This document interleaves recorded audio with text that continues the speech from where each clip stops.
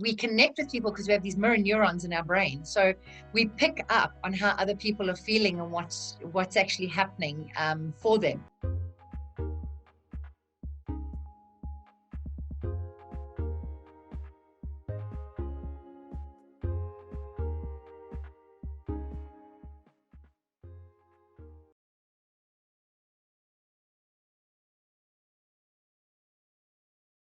Well, what gets in the way of our interpersonal skills is yourself. That's what gets in the way, is you get in your own way. One, you get in your own way with number one is your self-talk, right? And so your self-talk is, think about this. We think at about 450 words per minute. That's on average, we think that. We're only able to say maybe about 150 words per minute on average.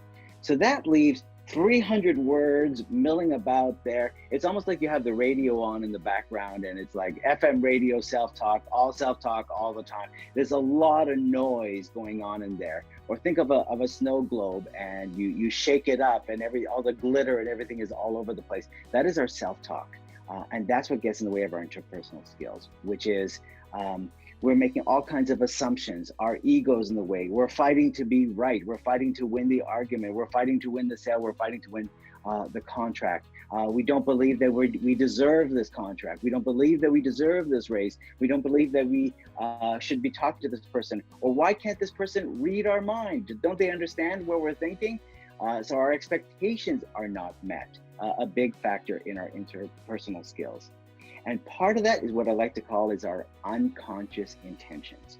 So when you go in for that meeting then with our salesperson and that person said they're having a tough time, your unconscious intention going into that was, I believe this person is just going to waste my time. It's your unconscious intention.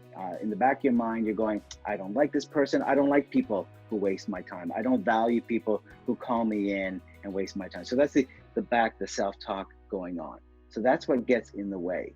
How we can fix that is to be more of a conscious intention, which is, I'm going to go into this meeting and really my intention is going to be, I'm going to be curious about this client.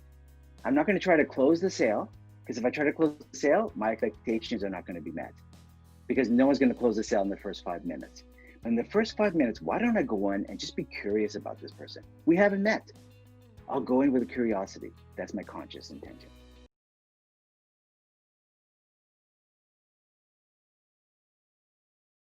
Empathy is critical in the workplace, but can I just say it's probably the most lacking thing in the workplace as well, because everybody is so busy rushing around that they stop to connect with other people.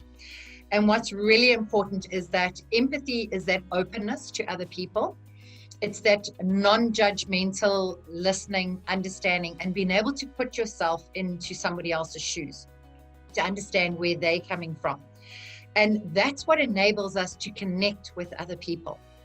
Because empathy, we connect with people because we have these mirror neurons in our brain. So we pick up on how other people are feeling and what's actually happening for them. You know, it goes with that emotional contagion. If I start smiling and laughing, everybody starts to smile and laugh with me. And empathy enables that because we're connecting with each other. So when people feel that they are heard, when they feel they are respected and valued, that's when they feel a sense of safety. And that's how we build trust. And trust is one of the most critical factors in the workplace today. Because when people feel safe, they'll perform so much better.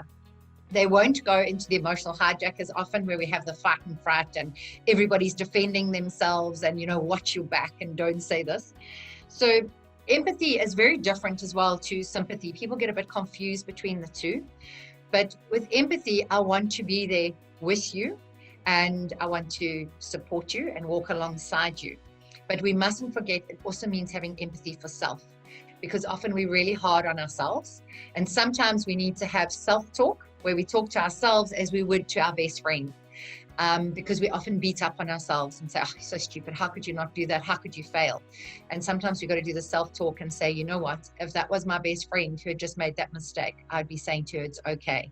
It's okay to make mistakes. So empathy is critical in the workplace, because if we are very driven and we all going towards a goal And we've got a lot of energy because we've got our motivation, and we've got a lot of options and choices because we've got optimism. We're moving very quickly. But all those amazing competencies and all that energy is lost if we don't slow down enough to make sure we've taken our people with us. So we must make sure we've engaged our people, we've connected with our people, and we've understood where they are in terms of that. And once we put empathy into that equation, then our leadership starts to really be effective.